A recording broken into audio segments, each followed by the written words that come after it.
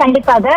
குறிப்பாக கரூர் மற்றும் பிற மாவட்டங்களில் நெடுஞ்சாலைத்துறை பணிகளுக்காக டெண்டர் ஒதுக்கீட்டில் ரூபாய் 3.23 கோடி அளவுக்கு முறைகேடு நடைபெற்றதாக கூறப்படும் வழக்கில் முன்னாள் நெடுஞ்சாலைத்துறை அமைச்சர் ஏவா வேலு சென்னை ஆலந்தூரில் உள்ள தமிழ்நாடு லஞ்ச ஒழிப்புத்துறை தலைமை அலுவலகத்தில் இன்று விசாரணைக்காக ஆஜராகியுள்ளார். குறிப்பாக இந்த வழக்கு தொடர்பாக அறப்போர் இயக்கம் அளித்த புகாரின் அடிப்படையில் தமிழ்நாடு லஞ்ச ஒழிப்புத்துறை முதற்கட்ட விசாரணை மேற்கொண்டுள்ளது.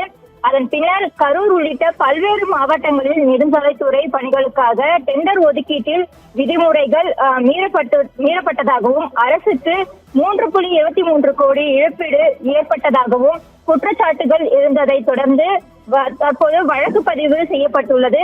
இந்த வழக்கின் விசாரணையின் ஒரு பகுதியாக கடந்த ஜூன் 25ஆம் தேதி சென்னை, திருவண்ணாமலை, கரூர், திண்டுக்கல், கோவை மற்றும் திருப்பூர் உள்ளிட்ட மாவட்டங்களில் முன்னாள் அமைச்சர் ஏவா வேலு தொடர்புடையதாக கூறப்படும் 20 இடங்களில் லஞ்ச ஒழிப்புத்துறை அதிகாரிகள் ஒரே நேரத்தில் சோதனை நடத்தினார்கள். குறிப்பாக அதனைத் தொடர்ந்து அந்த சோதனையில் பல்வேறு ஆவணங்கள், டிஜிட்டல் சாதனைகள் மற்றும் நிதி பரிவர்த்தனை தொடர்பான தகவல்கள் கைப்பற்றப்பட்டதாக விசாரணை வட்டாரங்களில் தெரிவித்திருந்தார்கள்.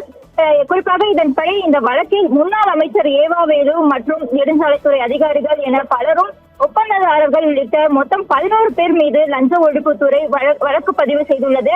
அதன் அடிப்படையில் தற்போது அரசு பணிகளில்